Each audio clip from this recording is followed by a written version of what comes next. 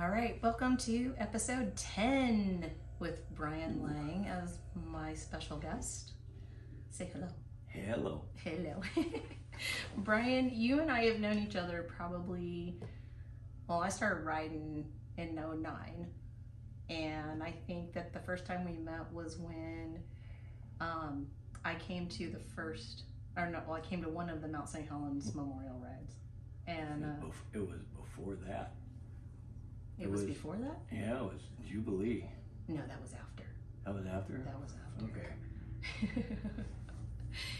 So, you are the Mount St. Helens Memorial Ride founder. You created this. Can you tell us a little bit? Like, how long has it been? How long have you been? This year, which is next month, will be the 18th annual. It is 18 years. I was right, wasn't I? Yeah. Okay. But it started out. It's kind of a crazy story because my dad was a ham operator, and a buddy of his was manning an observation post on Coldwater Ridge, and Dad went and volunteered to come down and spend 10 days with him. And I went, oh, that's great, Dad, except I'm your only transportation, so I got to put in for leave. So I was in the Navy at the time, and I put in for leave for 10 days, and it came back from May 19th on was approved, but 16th, 17th, and 18th wasn't. It was Armed Forces weekend, and we were visit ship in Seattle. Mm-hmm. So if it hadn't been for Armed Forces weekend, there'd have been 59 victims of the mountain, not 57. Wow. Wow, that's crazy.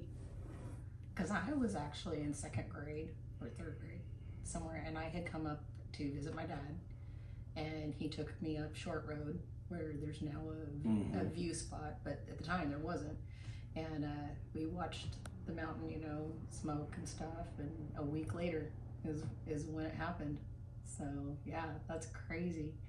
So what made you decide to do the memorial ride, and when did that start? I mean, well, it took me better than 20 years before I could even bring myself to go back up onto that end, of the system. And finally I got a hold of a friend of mine from Astoria, and I said, it's going to be the whatever year it was. yeah, just lean a little closer so we're kind of breaking up. It was whatever year it was, anniversary, and I said, just meet me at the Shell station in Castle Rock and we'll ride up. And he came from Astoria and I came from Morgan. We went up and had a nice time, started riding back down. We're almost at the bottom of the flat, getting ready to climb back up, and about 50 bikes went the other way. And I looked at him and he looked at me, and we didn't say anything. We just both pulled the U and shot back up to Johnson Ridge and had a great time. And over the next few months, we talked to people, and it was like, oh man, if you do that again, I'll go with you. So the second year there were 5 bikes, and then 10.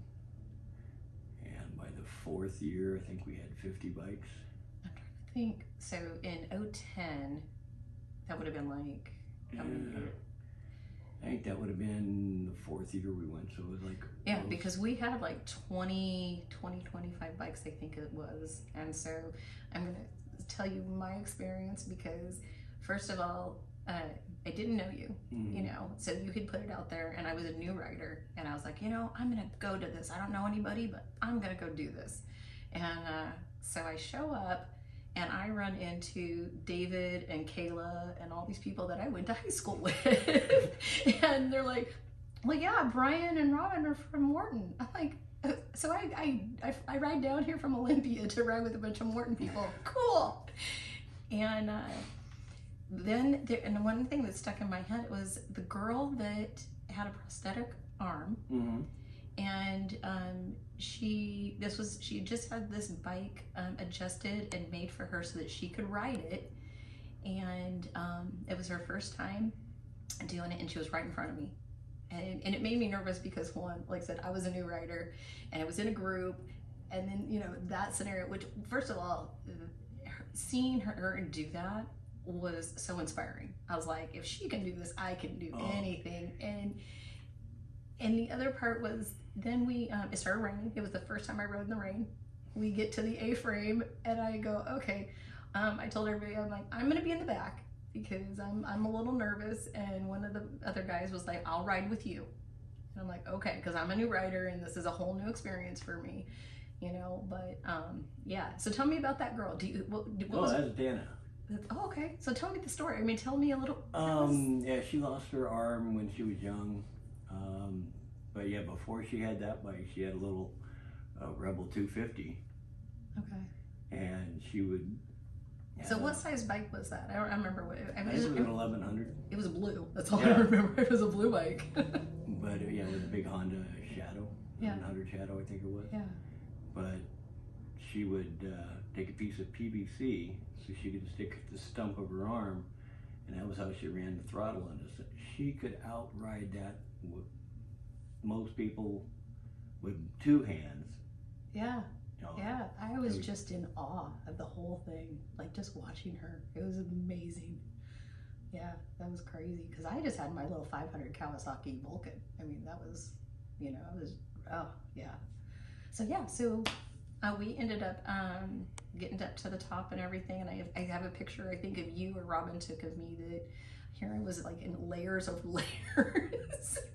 Again, I had too much going on because I was new. I didn't, you know, hadn't dialed everything in yet. But yeah, and that was also, you guys were carrying the apple pie moonshine. Oh yeah. And that was before apple pie moonshine was a thing. You guys were making it on your own. You guys were passing the jar around, and I was like, you know what? Not this time, but maybe next time, because, you know, there was a lot going on and I was overwhelmed and I didn't want to take a chance. But yeah, that was. Oh, that came from Scott, the guy, friend of mine from Astoria, when I first rode. Okay. I rode into Castle Rock to meet up with him, and it had been raining and I'm cold. And he reaches his saddlebags, this fat boy, and says, "Here." And catches a water bottle of this kind of brownish. I said, "What is this?" And he goes, "Oh man, that's apple pie." And I says, "I haven't seen this since I was in high school." Yeah, we stuck down like 4 or 5 of those water bottles before we even got to the top and back. So. You're right. So yeah, so that was my first experience and run with you, and I've done it multiple times since. And now it is how many people has been like the biggest crowd? How many people did you count, or do you suspect were present? And what year do you remember? Was it before COVID? And it was actually after COVID. It was 2 years ago. Okay. It will have been 3 years because it was the 15th, and I actually have that on my YouTube channel. Mm-hmm. Yeah. But a few years before, the biggest number we'd ever counted was 435 bikes, and I'd gone up in the overlook above the parking lot and taken a picture, and we had maybe a quarter of the parking lot filled up. Well, I did the same thing this year, and there were at least 3 times. So we figured this past year, in the 15th annual. Oh, okay, yeah. So we figured there was probably 12 to 1,500 bikes show up. I think that was the year that Tony and I, because Tony had just moved back home, and so I took him to it, and we had both parking lots that were there, and we were in the group behind the girl that had the accident. So we were stuck in that traffic, and I looked at the group and I said, "We're turning this around. We'll go do something else." You know, we tried. You know, but yeah, there was a lot of people there. Oh yeah, they had that road shut down for an hour and a half, 2 hours. Yeah. It turns out, from what I heard, she rode that trike from Goldendale, and it was only her 3rd or 4th time riding a trike. Oh my. Okay. So, so. Yeah, and that's a learning thing. Like, you don't take new equipment into a big event. You know, go with what you know and you're comfortable with, or something's gonna happen. Oh, definitely. You know. But yeah, no, it was weird because I took a video. We'd been up at the top for half an hour. And usually I don't go look at the mountain. I go and sit and look at Coldwater Ridge. Right. Yeah. I wanted to go get video for the YouTube channel of everybody up looking at the mountain.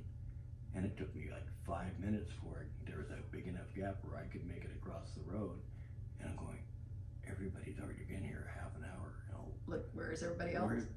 No, I mean, where are all these bikes still coming from? And people were already leaving. And it was probably an hour before the bike slowly stopped going. It was like, cool, okay, whatever. Yeah.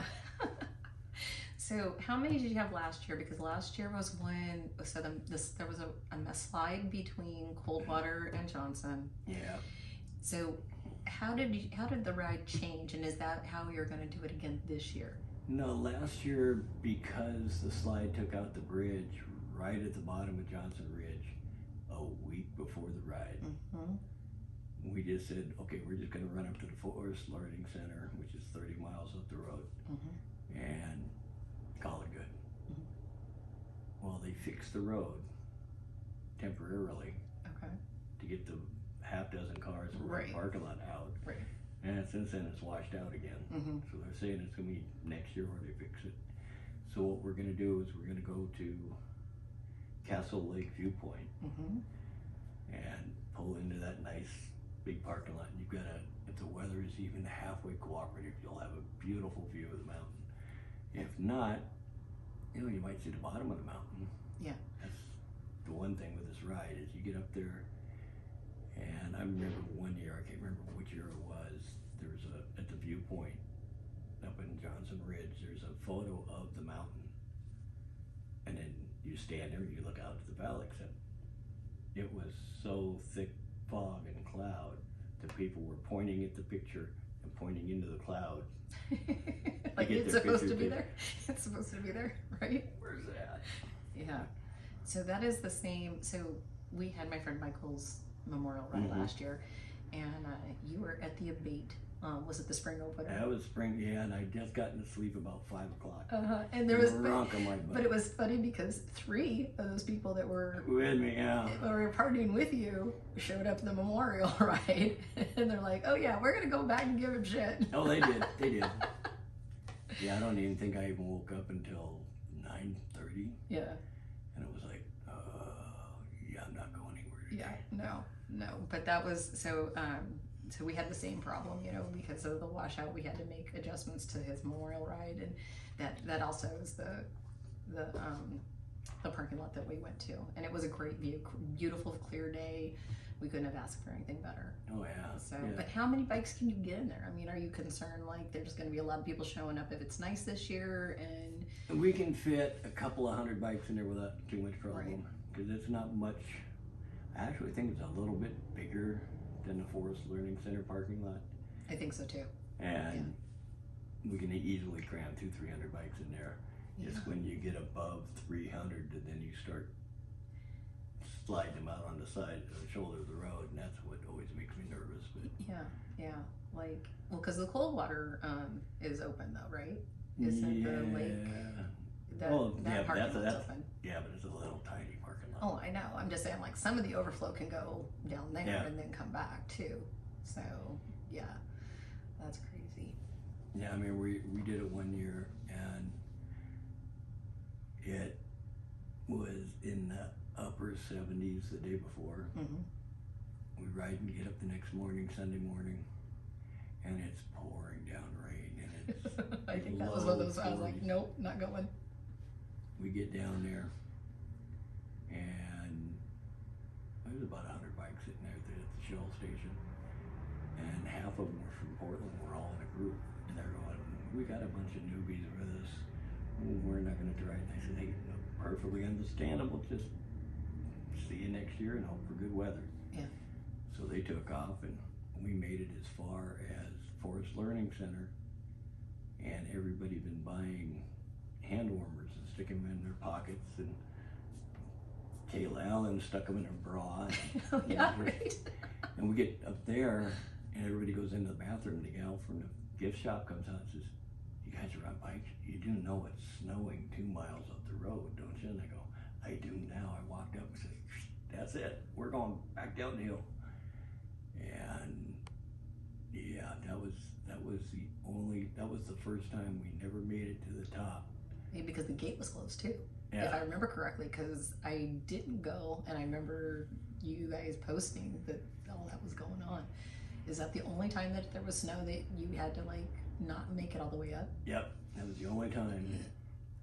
There was one year that it was really bizarre. It was like there was a chain of rain showers that you could sit and look, and there'd be a big black cloud and a gap and a big black cloud. It was like somebody was just sending out puffs, and it was like, slow down a little bit. Well, next couple of miles will go slow, and okay, now we can beat it, so we can run through the gap. And that wasn't too bad, but Yeah. But that whole road is to me one of the best bike roads in the state. It really is. And that's why Michael used to go up there all the time. Because first of all, he had a brain injury from 2013 from an accident. And so he had short term. So that road he knew, like the back of his hand. And the speeds that guy would go. You know, we call it triple digit bridge for a reason. It was, you know, and that's actually where he also blew Angel's engine a week after he was diagnosed. And so anyhow, so I used to do it just once a year, you know, like for your event. And then with him, I was like up there every freaking week. Oh, yeah, like, I doubt it. I'm like, I don't okay, doubt it. I'm, you know, and I haven't been up since his ride last year, but I want to try to get Angel put together. She, you know, the new engine's installed and everything, and I want to try to get that done. And my next ride, take her up. So that's my goal. So, anyways, for the listeners, what do they need to know about this coming year? Like, how has it changed? What do they need to know? The only difference is, like I said, we're only going to go, instead of making it all the way to the top of Johnson Ridge, we're only going to go to the Castle Lake viewpoint, which is, I think, 35, almost 40 miles. I believe it's 40. Yeah, from the start point of think so. Castle Rock. But you're right in a couple of miles into the blast, or you're into the National Volcanic Monument. So they haven't taken out the logs, they're just letting everything go back natural. And you're looking straight across the valley at an oblique angle at the crater and St. Helens. So if it's even a halfway decent day, it'll be a spectacular view. Yeah. But except for going through the town of Total and the first little bit, when we start, it's basically a 50-mile-an-hour ride. Okay.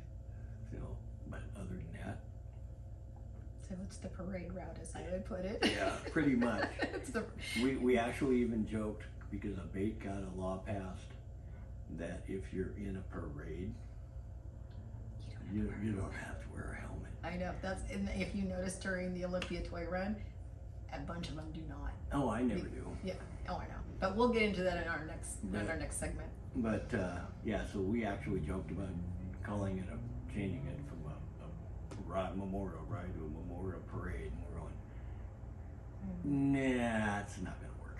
Yeah. Yeah. So when did Abate when did you connect Abate to the ride? Like what year? Was that when you created the Elks? That would have been, yeah, it was 2000, actually the first one would have been 2014. Okay. Because we started, the chapter was formed in October of 2013. Right. And they wanted to have a run to go on, and I'm going, well, hey, I've already got this one, we'll just Add make to it. it. Yeah. So is it a fundraiser too? Because I know you guys were selling shirts and stuff. Yeah, the chapter sells shirts. They've got some commemorative coins that we actually had 300 of them made up, and I think we've maybe sold 100 of them. Ooh, so there's 200 special edition coins for this. Yeah. Okay, for those people that collect coins, Yeah, you need to they're- jump on that. Do they they just are- need to get a hold of you, or? No, they should be up on the run. Okay. And so is that the only way they can get them, is at the run, correct? Yeah, or get a hold of No. the local coordinator. Only at the run. Yeah, that's the way it should be. Yeah. Anyway. And, But, what are they costing? $10. Oh, that's not bad. Oh no. But That's cool. one side is black with gold trim, Okay. an outline of the mountain with an elk on the side, and it says, "A beta watch at Mount St. Helens Ride." And on the back of it, it said, "In memory of the 57." Mm-hmm. So yeah, it's cool going. Do you have one? I was gonna say, I'm gonna get a picture of this so I can post it too. I don't have the coin, Oh, look at that. but yet some of them have also been made into Keychains. keychains. That is really cool, Brian. That is really cool. How many of these do you have? The keychains, how many? Pretty much, you buy the coin, Yeah. get a hold of Kevin, the chapter treasurer, because he does all this up. The leather work. Okay. Yeah. Very cool. I think he charged like $20 for one of those. So Well, that's not bad. no. Very cool. So yeah, all right. Yeah, because I'm hoping. I mean, I don't usually do parades, and I don't usually do big groups. But I think that we're going to definitely try doing it again this year, because last year was kind of a bust for us. We had other things going on. Yeah. You know, and plus the road. You know, because that really threw a wrench in a lot of people's plans. So it was just, and I haven't even done any follow up on what they're doing to get it repaired or anything like that. Well, they put up a temporary Bailey bridge to get the 6 or 7 cars that were up in the, which was really kind of ironic because half of them were rental cars anyway. Oh, that's hilarious. So I always wonder, okay, how How are they doing that? I need to extend this one. Yeah, is that a natural disaster? Is that what that would? Nah, Because they that's had to what- fly those people out that were still Yeah. out there. I mean, that was And the government didn't want, they could have helicoptered the cars down the ridge, but they Yeah. said, no, we're not going to do that. So Yeah, let's bring in a temporary, but so yeah. Well, I think that it's wonderful that you have a legacy now. That is your legacy, that ride. I mean, hopefully it keeps going. oh, it will. And I mean, do you know anybody? Have you appointed somebody if anything happens to you to pick it up? And do you think that? No, not really. Just right now, it's just anything happens to me, it's the chapter's gonna Keep it going. keep it going. I think now it's just, it's a tradition for so many to just show up and go,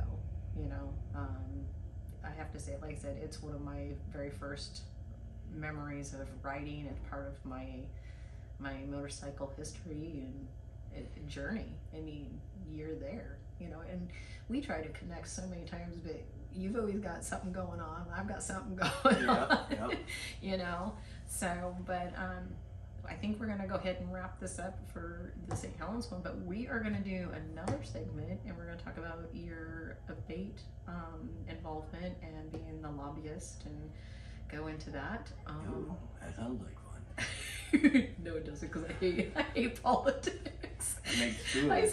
stay away from the hill as much as I'm like downtown. No, I'm not going downtown Olympia. That crazy crap going on down there. So, for everybody else, what is your YouTube channel name?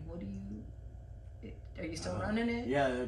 It's 8-Ball something. Yeah, 8-Ball Brian. 8-Ball Brian. Okay, I'll try to put the link in Yeah, mine as well. I've got to actually start putting videos back up on it. I blew my ACL out, and then right after that, I had some family issues. Dog Yeah. died, and then my brother, and I was like, yeah, I'm not dealing with this right now. So. Yeah. Sometimes bike stuff has to be put on pause for sure. I get that. Yeah, it wasn't the bike part so much as the editing and all that. Was like, I don't want to deal with it. Okay, we're on the same page. it's like, this is great, but then I have to go back and I have to edit this, that, and I spend more time doing clips for the social media platforms and everything.